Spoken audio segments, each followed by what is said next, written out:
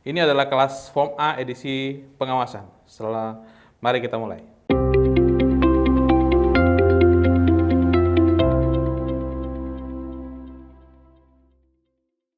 Nama saya Muhammad Hazairin. Saya adalah Komisioner Bawaslu Kabupaten Malang, Divisi Hukum, Humas, dan Datin. Saya Yogi Eka Halid Farobi, Koordinator Divisi Pengawasan, Humas, dan Hubungan Antar Lembaga Bawaslu Kota Batu. Saya Ali Mustafa, Ketua Bawaslu Kota Malang, yang juga mengampu Divisi Pengawasan di Bawaslu Kota Malang. Baik, di Kota Batu sendiri merupakan kota yang kecil, kota yang tradisi masyarakatnya masih kuat, tradisi masyarakat agraris, komunikasi berlangsung secara langsung, ya, sehingga strategi yang tepat untuk melakukan pengawasan di Kota Batu adalah dengan melibatkan seluruh elemen tanpa terkecuali untuk saling sadar dan bersama-sama melakukan pengawasan pemilu. Dalam konteks ini, pengawasan partisipatif menjadi titik kunci untuk bagaimana kemudian mendukung optimalisasi kinerja dari pengawasan Bawaslu. Yang kita lakukan adalah bagaimana tetap dasar yang utama adalah aspek-aspek secara akademis, aspek-aspek secara potensi pelanggaran itu betul-betul kita petakan. Dari situlah kemudian kita susun kerawanan-kerawanan yang spesifik dengan masyarakat Batu. Proses-proses pemilu, ya, itulah yang akan menjadi sarana atau menjadi fokus di dalam pengawasan kita. Sehingga bersama-sama masyarakat kita ajak, kita berikan pengetahuan tentang bagaimana fokus-fokus pengawasan yang berasal dari kerawanan-kerawanan berdasarkan informasi, berdasarkan riset kita, berdasarkan pengalaman-pengalaman yang telah lampau dilakukan. Pada titik inti adalah bagaimana masyarakat benar-benar kita ajak terlibat. Kita bangun kesadarannya bahwa pengawasan pemilu yang dilakukan oleh kita semua itu adalah cara yang terbaik untuk membangun pemilu yang lebih kredibel di Kota Batu. Berkaitan dengan model pengawasan yang memadukan antara kebiasaan-kebiasaan lokal di Malang Kota. Malang Kota ini kan punya ciri khas bonus kampus, ya. Masyarakatnya sedikit berbeda dengan masyarakat di Kabupaten Malang yang lebih banyak kerekatan sosialnya lebih tinggi. Malang sebagai kota urban ini mempunyai tantangan sendiri bagaimana ketika nanti pemilu itu pasti mempunyai warna yang berbeda dan siklusnya tensinya agak lebih tinggi lah daripada di Kabupaten Malang. Mengingat memang banyaknya kampus ini akan menyumbang juga banyaknya pemilih yang juga masuk di Malang. Ini pengalaman dari pemilu-pemilu ke pemilu begitu, terutama di mahasiswa. Oleh sebab itu metode pengawasannya memang kita akan menyasar dengan melibatkan banyak anak-anak mahasiswa yang seperti kita garap di tahun yang lalu, ya. Kita akan memberikan pembekalan kepada anak mahasiswa dengan terlebih dahulu bekerja sama dengan kampus-kampus di Malang, kemudian pada saatnya akan kita terjunkan di hari H untuk melakukan pengawasan baik di TPS maupun atau yang mereka sesuai dengan yang mereka inginkan. Ini di ciri khas di Malang itu. Mungkin agak berbeda dengan Kabupaten Malang, ya. Simbol-simbol tetap kita dekati, ya, ada simbol budaya, bisa jadi kita ajak untuk lakukan sosialisasi. Yang paling mengemuka di Malang kemarin itu kita melakukan model pengawasan di media sosial dengan melibatkan banyak mahasiswa. Ya, sekarang eranya digital. Ini terbukti dengan beberapa kasus itu kita dapatkan informasi dari masyarakat lalu melalui media sosial. Mereka turut mengawasi, kita latih untuk melakukan pengawasan kampanye di media sosial, kemudian harapannya kita diberikan feedback oleh mereka. Ternyata itu terbukti. dengan beberapa informasi awal terkait dengan ditemukan ketidaknetralan ASN misalkan. Dan itu sangat membantu. Ini ciri khas yang dikembangkan Kota Malang kemarin dan ke depan juga sama. Hari ini kita menggandeng banyak kampus, harapannya nanti semakin banyak mahasiswa yang magang di Bawaslu Kota, ini akan menjadi bonus kita pada saatnya akan dikerahkan atau diajak kerjasama untuk melakukan pengawasan partisipatif. Itu yang menjadi ciri khas Kota Malang. Berkaca pada kondisi wilayah Kabupaten Malang yang sangat besar,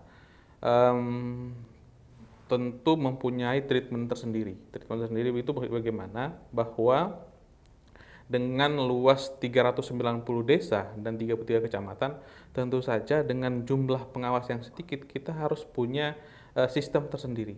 Nah, yang paling tepat menurut saya terkait bagaimana melakukan pengawasan adalah bagaimana fokus pengawasannya. Jangan terpecah belah pada posisi harus mengawasi semua. Semisal dalam satu wilayah ada 5 orang yang melakukan kampanye, 5 partai yang melakukan kampanye, sementara pengawasnya satu desa cuma satu. Nah, otomatis tidak bisa kita berpikir bahwa bisa mengawasi semua. Tapi bagaimana kita fokus pada satu atau dua kampanye yang kemudian akhirnya laporannya maksimal, hasilnya maksimal. Itulah yang kemudian yang paling penting dengan untuk menyiasati lokalistik wilayah yang sangat besar. Dengan kalau dibilang Malang ini adalah dari perbatasan Kediri sampai perbatasan Lumajang. Dari atasnya Gunung Semeru sampai juga di perbatasan Australia, kami bilang di daerah pantai. Jadi bagaimana fokus pengawasannya? Kita harus fokus pada apa yang diawasi, itu saja, jangan terpengaruh dengan hal-hal lain yang memang harus diawasi, tapi dengan kondisi wilayah itu tidak memungkinkan, kita harus berpikir harus membelah diri. Jadi fokusnya adalah bagaimana fokus pengawasannya itu dilakukan.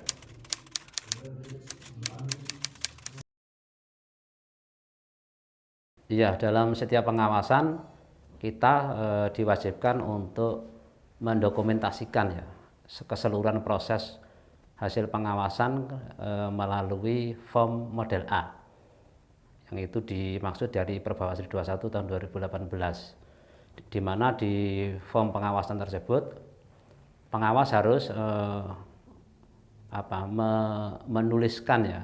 menuliskan data pengawas, kemudian bagian kedua adalah bagian pengawasan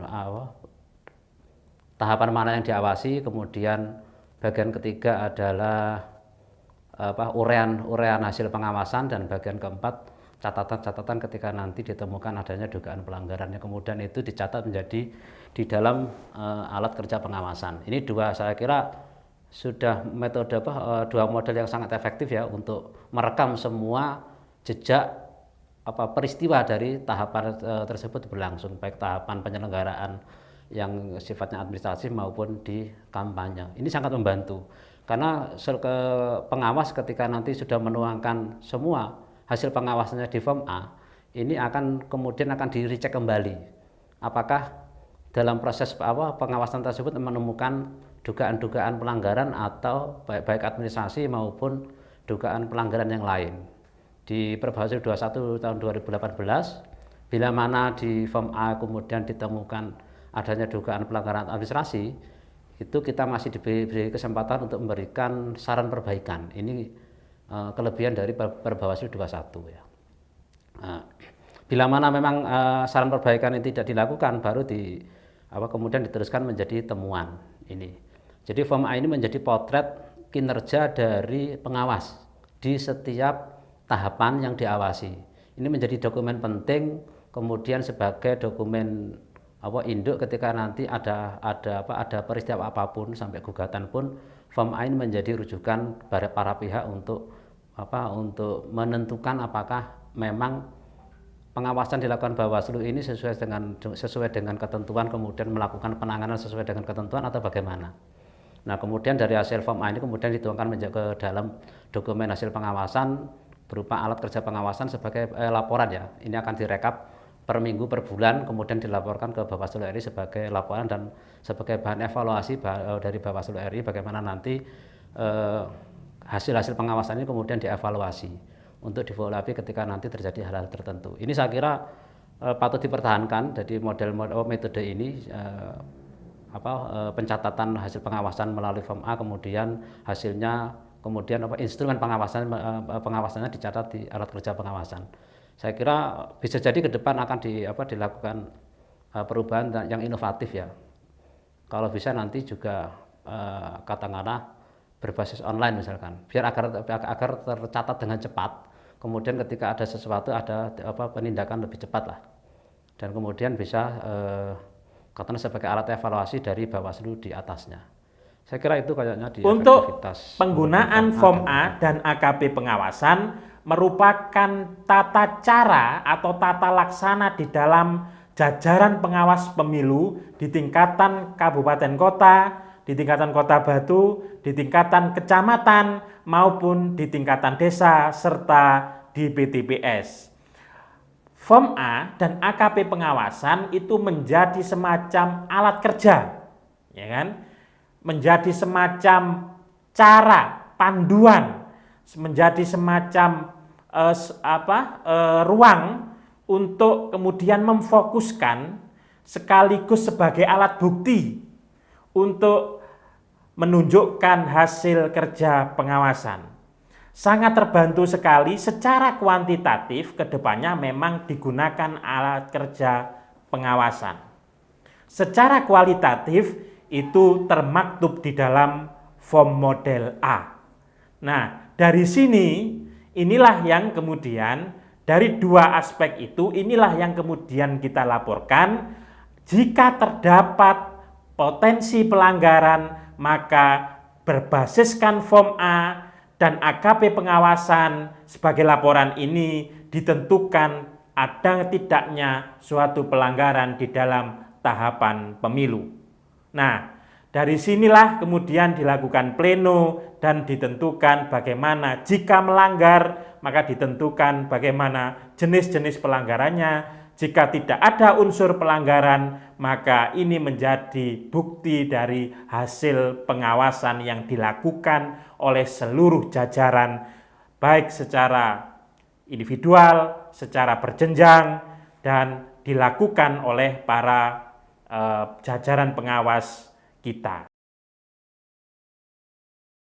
Kalau berkaca pada pemilihan terakhir Bawaslu Kabupaten Malang memang menganggap masih ada kelemahan pemahaman bahwa form A itu adalah ketika ada kejadian, ketika ada permasalahan.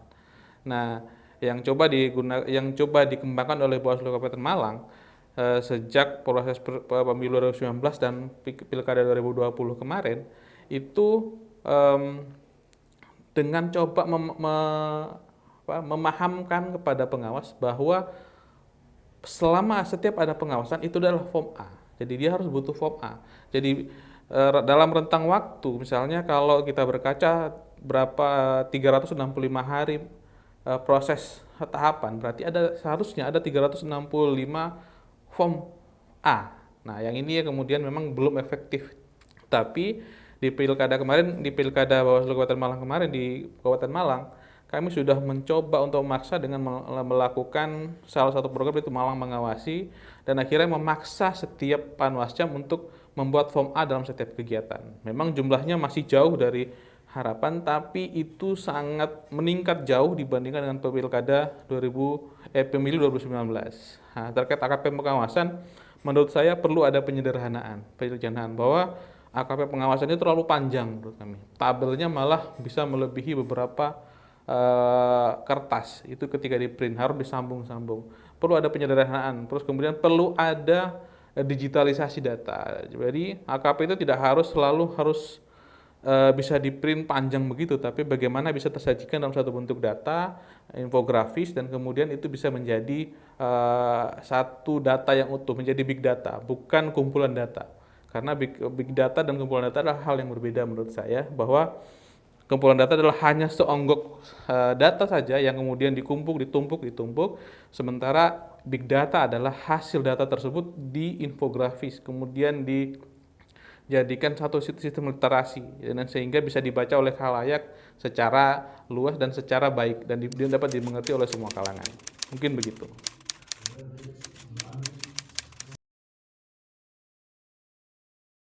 Penyikapannya sederhana sebenarnya. Memang kita kalau melihat berkaca pada pelanggaran itu memang bukan pelanggaran di wilayah kita, tapi bagaimana itu bisa menjadi satu eh, pengawasan yang utuh. Jadi pengawasan itu adalah satu kesatuan sikap, bagaimana memahami bahwa ada satu proses demokrasi di sana yang harus diawasi dan kemudian harus dipahamkan bagaimana rule-nya supaya sesuai dengan peraturan yang berlaku. Nah, memang kelemahan kita tidak bisa menindak, tapi kita bisa berkoordinasi dengan orang yang berhak untuk melakukan proses pengawasan atau kemudian bisa melakukan penanganan pelanggaran, tapi dia dapat bisa menindak gitu. Nah, sehingga memang akan ada kelemahan bahwa memang lokal hukumnya akan lemah di mata hukum, tetapi minimal kita bisa mengawasi secara penuh proses kejadian tersebut. Iya, jadi Malang Raya ini menjadi satu kesatuan dapil ketika kita berbicara terkait dengan pencalonan DPR RI maupun DPRD provinsi ya. Kemudian ini beririsan juga dengan wilayah geografis Kota Malang yang berhimpitan dengan berbatasan dengan dikupeng oleh Kabupaten Malang. Ini menjadi semacam kendala sendiri lah. Kalau kita ngomong DPR RI saya kira sudah lintas, tidak ada pelanggaran katakanlah dapil lah kalau kita ngomong DPR RI maupun provinsi. Tapi juga sering terjadi ketika nanti di wilayah-wilayah kota yang berbatasan dengan kabupaten. Beberapa ditemukan misalkan ada APK yang ada di Kota Malang misalkan, itu calegnya dari kabupaten misalkan, atau sebaliknya. Nah, kedua dimungkinkan juga ketika nanti terjadi transaksi di perbatasan misalkan ada batas kota dengan batas kabupaten, pelakunya misalkan katakanlah dari calon yang dapilnya kota, tapi kemudian melakukan transaksi di wilayah Kabupaten Malang yang berhimpitan. Ini menjadi problem sendiri ketika tidak diatur. Tapi kita akan sudah secara kewilayahan, secara geografis kita sudah punya wilayah sendiri-sendiri yang kemudian kita dimungkinkan atau diwajibkan untuk melakukan koordinasi antar wilayah lah, misalkan Kabupaten Malang dengan Kota Malang yang sangat berhimpitan. Bila mana memang terjadi pelanggaran, misalkan ada calon dari Kabupaten Malang kemudian yang itu DPRD Kabupaten Malang kemudian dia melakukan pelanggaran di wilayah kota. Bawaslu Kota akan melakukan akan merekam dan mencatat semua kejadian tersebut untuk kemudian kita laporkan ke Bawaslu Provinsi selaku atasan kami. Kemudian selanjutnya kita juga melakukan koordinasi dengan Kabupaten Malang. Keputusan apapun akan kita diserahkan kepada provinsi dan Kabupaten Malang selaku misalkan Kabupaten Malang selaku pemilik katakanlah selaku penyelenggara yang kemudian secara geografis dia bertanggung jawab terhadap kampanye yang ada di Kabupaten Malang, kemudian provinsi sebagai katakanlah Bawaslu di atas kita yang menaungi seluruh Jawa Timur. Itu saya kira langkah-langkah yang bisa dilakukan ketika ada pelanggaran dapil misalkan lintas kota dan kabupaten. Kita akan semua catat peristiwanya, kemudian akan kita sampaikan ke Bawaslu Provinsi untuk dilakukan penyikapan karena Bawaslu Provinsi punya otoritas lah untuk menyelesaikan itu. Karena ini lintas wilayah saya kira itu. Apakah ini kelemahan? Bisa jadi kelemahan. Makanya kayaknya ke depan perlu diatur. Bagaimana ketika nanti ada kampanye yang lintas dapil, itu dapilnya adalah geografisnya kabupaten kota bukan dapil di internal kota kabupaten. Saya kira perlu diatur secara rigid sehingga memperoleh kepastian hukum dari penyelenggara di bawah.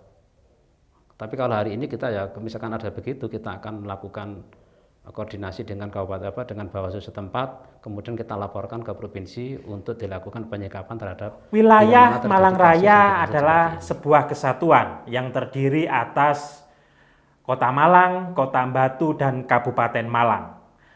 Sangat tipis jarak, baik itu jarak geografis, jarak demografis, jarak sosiokultural, dan semuanya memiliki kesamaan yang tidak ada beda. Sehingga potensi pelanggaran di masing-masing wilayah kabupaten kota, ya, Kota Malang, Kota Batu maupun Kabupaten Malang, ini bisa jadi terjadi di lintas wilayah di 3 daerah tersebut. Maka upaya yang mendasar adalah bagaimana kita lakukan komunikasi-komunikasi, pemetaan potensi masalah, potensi pelanggaran yang memungkinkan terjadi pada lintas batas di antara 3 kabupaten kota dalam satu kewilayahan ini. Kemudian selanjutnya kita jalin kerjasama dengan multi pihak, Bawaslu, Polres, Kodim, dan sebagainya, pemerintah daerah juga sama, sehingga ketiga-tiganya memiliki kesamaan frame, kesamaan gerak, kesamaan langkah di dalam melakukan pengawasan, di dalam melakukan penanganan pelanggaran. Bukan sebuah kelemahan jika terjadi satu wilayah terjadi pelanggaran tapi terjadi di wilayah lain. Bukan suatu permasalahan, tapi keduanya ini memberikan sebuah pembelajaran, memberikan sebuah analisa masalah yang harus dipecahkan secara bersama. Aspek pencegahan-pencegahan terus kita lakukan secara bersama melalui media sosial, melalui media massa, melalui koordinasi-koordinasi, melalui upaya-upaya lain dengan perguruan tinggi, analisa dan sebagainya, sehingga ini memberikan ruang bagi kami semua untuk percaya diri menyelesaikan masalah pelanggaran secara lintas batas. Hal ini memang betul-betul harus kita perkuat selain kita mengupayakan penyelesaian di antara wilayah kita masing-masing. Malang Raya dalam DPR RI, pemilihan DPR RI maupun pemilihan DPRD provinsi adalah satu dapil. Satu masalah di wilayah juga masalah di wilayah lain. Satu masalah di Kota Malang juga masalah di Kota Batu. Sebaliknya juga demikian, satu masalah di Kabupaten Malang juga masalah di Kota Batu dan Kota Malang. Satu contoh kasus lagi misalnya, yang harus kita selesaikan bersama, yang harus kita lakukan dengan komunikasi dan koordinasi adalah bagaimana Polres Batu memiliki kewenangan untuk melakukan pengawasan, untuk melakukan penindakan terhadap potensi pelanggaran yang terjadi di daerah Pujon, Ngantang, Kasembon.